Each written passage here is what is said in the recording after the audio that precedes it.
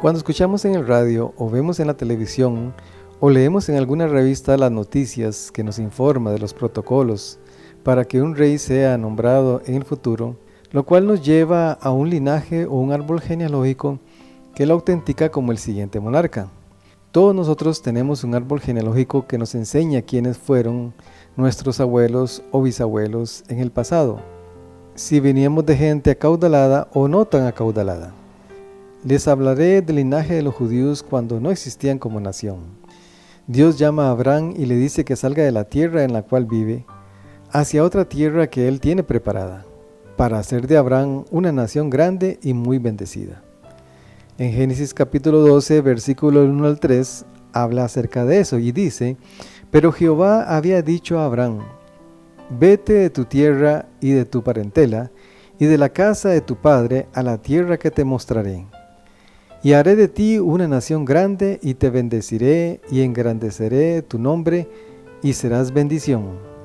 Bendeciré a los que te bendijeren, y a los que te maldijeren maldeciré, y serán benditas en ti toda la familia de la tierra. No entraré en muchos detalles para llegar a un fin determinado. Aquí vemos cómo empiezan las promesas de Dios a hacerse relevantes y un linaje por iniciar. Más adelante vemos cómo Dios promete un hijo a Abraham en Génesis capítulo 15 versículo 4.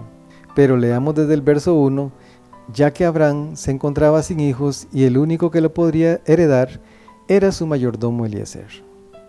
Dice el verso: Después de estas cosas vino la palabra de Jehová a Abraham en visión diciendo: No temas, Abraham, yo soy tu escudo y tu galardón será sobremanera grande. Y respondió Abraham: Señor Jehová, ¿qué me darás siendo así que ando sin hijo? Y el mayordomo de mi casa es ese Damaseno Eliezer. Dijo también Abraham: Mira que no me has dado prole, y he aquí que será mi heredero un esclavo nacido en mi casa. Luego vino a él palabra de Jehová diciendo: No te heredará sino un hijo tuyo será el que te heredará. Abraham pensó: ¿de qué me sirve la riqueza si no tengo un heredero? Además ya estaba pasadito de años y Sara su esposa también. Así que era casi imposible que una persona tan mayor fuera sujeta a un embarazo. Pero como ya sabemos la forma en que Sara quiso ayudar a Dios, proveyendo a su esclava para que tuviera hijos por ella, y del resultado de ello nació Ismael, el cual era el hijo de la carne y no de la promesa. O sea, no era la forma en que Dios había planeado la nación que pronto iba a nacer. El problema radica en que cuando nosotros metemos las manos en el plan de Dios, empezamos a encontrar problemas por nuestra impaciencia y lógica humana. Cuando pasa el tiempo y no vemos los resultados que queríamos, entonces cuestionamos a Dios, lo cual nos lleva a trabajar por cuenta propia, creyendo que esa es la forma correcta. Cuando Dios te promete algo, lo cumplirá en el tiempo de Dios y no en nuestro tiempo. La paciencia es una gran virtud y si sabemos esperar encontraremos grandes respuestas. Quizás tu respuesta sea un trabajo o un ministerio en la iglesia, quizás una sanidad o un hijo como el de Sara. El Espíritu de Dios escudriña lo más profundo de Dios y ese Espíritu está en ti. Solo déjalo actuar y aprende a escuchar que todas sus palabras son sabias y maravillosas. Abraham pensó que la promesa era por medio de Ismael, pero no fue así. Y me llamó la atención en el verso 18 de Génesis capítulo 17 que Abraham le hizo una sugerencia a Dios proponiendo a Ismael como el hijo de la promesa, como cuando uno propone a alguien como presidente de X lugar. Y dijo Abraham a Dios: Ojalá Ismael viva delante de ti. Aquí parece que Abraham no tenía fe en que iba a tener un hijo, según su linaje. Pero Dios le confirma en el verso 19 que Isaac sería el hijo de la promesa. Y leamos, y dice: Respondió Dios: Ciertamente Sara tu mujer te dará a luz un hijo, y llamará su nombre Isaac. Y confirmaré mi pacto con él como pacto perpetuo para sus descendientes después de él. Siguiendo el camino de la genealogía, nos encontramos con Isaac casándose con Rebeca y después de algún tiempo tienen hijos, los cuales fueron llamados Jacob y Esaú. En Génesis capítulo 25, versículo 21 al 23, dice: Y oró Isaac a Jehová por su mujer, que era estéril, y lo aceptó Jehová, y concibió Rebeca su mujer. Y los hijos luchaban dentro de ella, y dijo: Si es así, ¿para qué vivo yo? Y fue a consultar a Jehová, y le respondió Jehová: 2 naciones hay en tu seno, y 2 pueblos serán divididos desde tus entrañas. Un pueblo será más fuerte que el otro pueblo, y el mayor servirá al menor. Ya vemos, desde ese momento en que Dios habló, ya se había estipulado quién continuaba con la genealogía, con la cual daba como resultado el nacimiento de nuestro Señor Jesucristo. Muchos años después, Dios se le aparece a Jacob en sueños y confirma su promesa en Génesis capítulo 28, versículo del 11 al 15, que dice: Y soñó, y he aquí una escalera que estaba apoyada en tierra, y su extremo tocaba en el cielo, y he aquí ángeles de Dios que subían y descendían por ella. Y he aquí Jehová estaba en lo alto de ella, el cual dijo: Yo soy Jehová, el Dios de Abraham tu padre, y el Dios de Isaac. La tierra en que estás acostado te la daré a ti y a tu descendencia. Será tu descendencia como el polvo de la tierra, y te extenderás al occidente, al oriente, al norte y al sur, y todas las familias de la tierra serán benditas en ti y en tu simiente.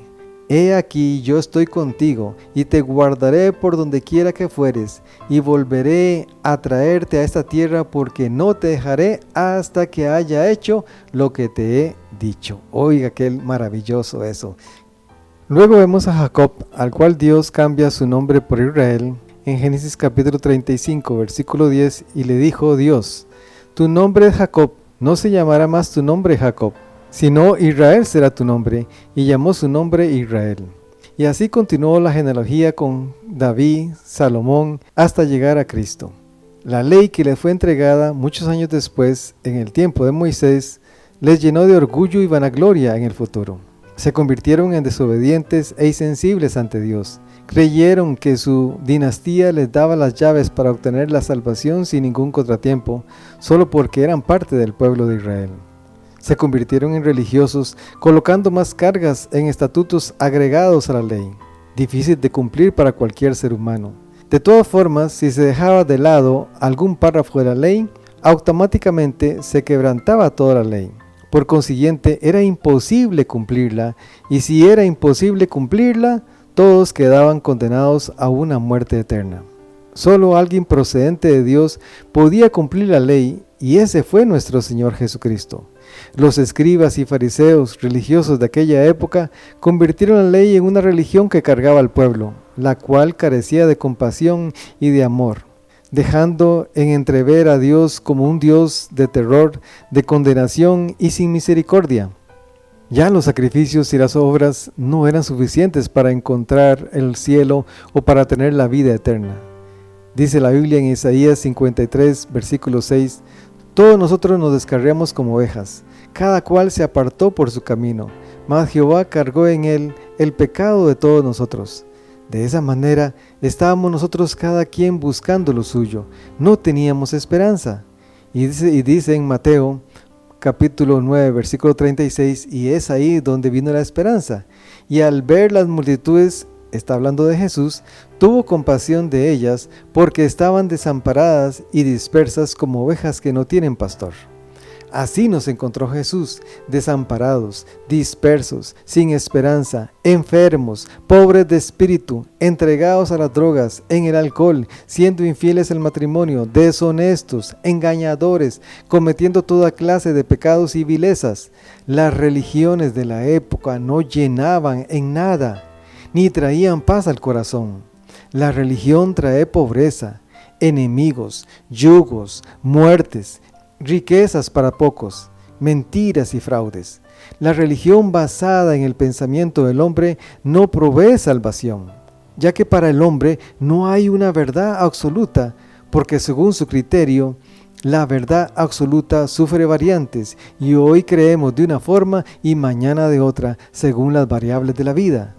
De ahí se extiende el texto que dice en Isaías 5:20, Ay de lo que a lo malo dicen bueno y a lo bueno malo, que hacen de la luz tinieblas y de las tinieblas luz, que ponen lo amargo por dulce y lo dulce por amargo.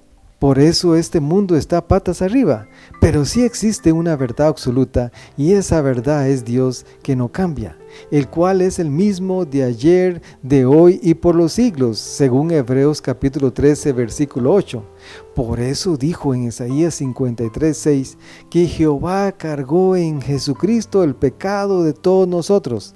En otras palabras, tuvo compasión de las multitudes, tuvo misericordia de la vida que estábamos llevando. Por eso caminó por aldeas y pueblos llevando el evangelio de salvación para todos, religiosos y no religiosos, sanando enfermedades. Dice Hebreos capítulo 4, versículo 15, porque no tenemos un sumo sacerdote que no pueda compadecerse de nuestras debilidades, sino uno que fue tentado en todo, según nuestra semejanza, pero sin pecado. Dios se compadece de nosotros y envía a nuestro Señor Jesucristo para que por medio de la fe en Él seamos justificados delante de Dios. Y dice Gálatas capítulo 2 versículo del 15 al 16, nosotros judíos de nacimiento y no pecadores de entre los gentiles, sabiendo que el hombre no es justificado por las obras de la ley, sino por la fe de Jesucristo, nosotros también hemos creído en Jesucristo para ser justificados por la fe de Cristo y no por las obras de la ley, por cuanto por las obras de la ley nadie será justificado. Aquí vemos una genealogía que reconoce que solo por medio de Jesús se es justificado, y a otra que se quedó en el camino de años y de costumbres y el derecho de proceder de un linaje y un nombre que les daba las llaves del reino, y no reconocieron por su religiosidad al auténtico Hijo de Dios hasta el día de hoy. Lo más maravilloso, que a nosotros los gentiles nos adoptaron como sus hijos, mostrándonos las riquezas de su gloria y del linaje al cual ahora pertenecemos, cuando aceptamos a Jesús como nuestro Salvador personal. O sea, nosotros no tenemos una religión, tenemos una relación con Cristo Jesús, y esa relación se construye adquiriendo su carácter. Él mismo dijo, aprended de mí que soy manso y humilde, en Mateo capítulo 11 versículo 29, que dice, llevad mi yugo sobre vosotros y aprended de mí que soy manso y humilde de corazón, y hallaréis descanso para vuestras almas. Muchas veces nos preocupamos por alcanzar puestos en la iglesia y elevar nuestro nombre para hacer sentir el ego en las alturas y que digan de nosotros cosas buenas. Queremos lucrar con la palabra de Dios, queremos tener el ministerio más exitoso, queremos sobresalir y tener el templo más hermoso, pero no nos preocupamos por adquirir el carácter de Cristo, para que así nos veamos como Él, teniendo compasión o misericordia por los demás. Yo me preguntaba, ¿cómo es que Dios perdona el pecado tan vil y tan despreciable de otras personas creyéndome mejor que otros? Esto no difiere de nada de los judíos de aquella época y nos comportamos como ellos.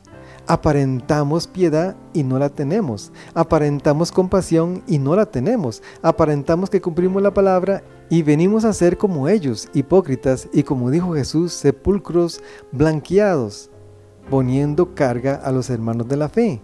¿Cómo es que Jesús perdona los pecados? Es tan sencillo saberlo, y es la compasión.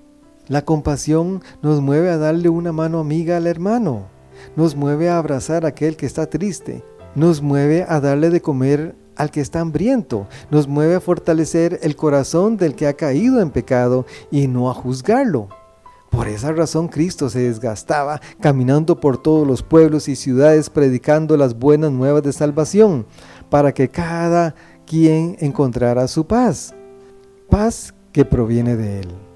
Lo maravilloso de la compasión de Jesús es que no miró una dinastía, no miró un linaje. Sus ojos no se quedaron en el pasado, sino que se ubicaron en el presente y en el futuro, construyendo de dos un solo pueblo que a partir de su muerte en la cruz del Calvario nos autenticaba como hijos de Dios.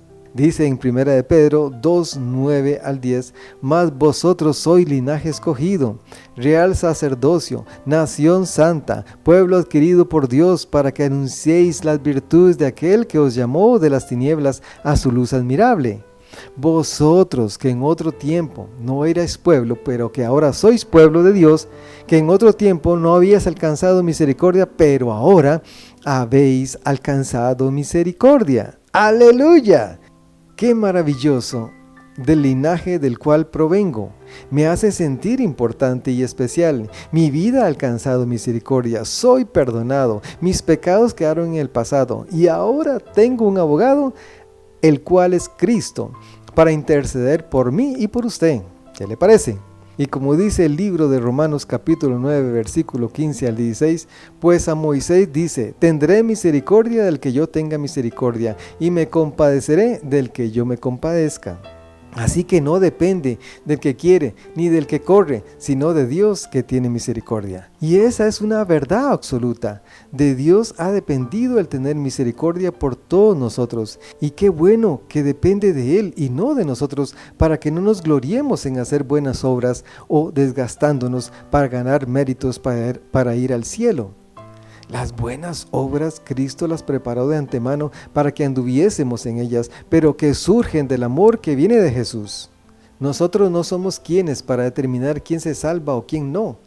Por más que te llames ministro del Evangelio o cristiano, hay una sola puerta y un solo camino, y ese camino es Cristo Jesús.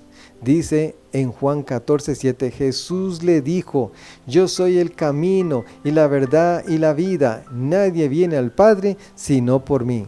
O sea, tienes la puerta abierta y depende de tu decisión por cuál camino quieres seguir. ¿Ya te enteraste en quién son bendecidas todas las familias de la tierra? Pues desde luego en Cristo Jesús. ¿Ya te enteraste a cuál linaje puedes pertenecer? No al linaje de los hombres, sino al linaje celestial, al linaje que no muere con el tiempo, sino que permanece para siempre. ¿Ya te enteraste de que por gracia somos salvos? Según Efesios capítulo 2, versículo del 8 al 9, que dice, porque por gracia sois salvos por medio de la fe, y esto no de vosotros, pues es don de Dios, no por obras para que nadie se gloríe.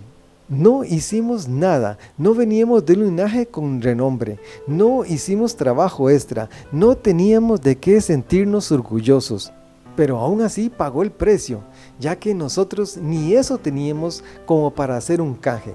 Nosotros veníamos a ser como el hijo pródigo en Lucas capítulo 15, versículo del 11 al 32. El hijo que vivió perdidamente, pero que aún así reconoció su condición, dándose cuenta que en su casa tendría una mejor condición de vida para vivir. Y arrepentido regresó y se encontró con un padre misericordioso y lleno de amor, que lo perdonó vistiéndolo con lo mejor de las ropas. Y además de eso, el padre le colocó un anillo de distinción, dándole la posición que él había escogido para su hijo desde un principio. Mientras que su hijo mayor, que venía a ser como los fariseos, nunca demostró piedad ni amor por su hermano. Vivía en el legalismo y en su propia justificación, ya que él no se comportaba como un pecador. Pero vea lo que son las cosas. El hijo menor reconoció su condición y disfrutó en gran manera de su parte, ya que el padre le impartió su propia justicia, mientras que al mayor no. El amor del Padre, el cual es Dios, puede más, y su gracia se derramó en nosotros para que por medio de la fe en Cristo fuéramos aceptados delante del Padre, y gracias a Dios no es por obras, porque si no, ¿en dónde quedaría nuestro ego? Te reto a que tomes una determinación muy importante en tu vida, y es aceptando a Cristo Jesús como tu Salvador personal. Di estas palabras: Señor Jesús, yo vengo a ti, un pecador más. Necesito tu perdón, necesito tu misericordia, como lo habla tu palabra. Te pido que perdones mis pecados y te acepto como mi Salvador personal. Si así lo hiciste, ya eres parte del linaje de Cristo Jesús y tienes tu parte en el reino de los cielos. Solo sigue instruyéndote con su palabra para que descubras las grandes maravillas de su misericordia. Te bendigo y te saludo de su amigo en Cristo Jesús, Fabio Cruz.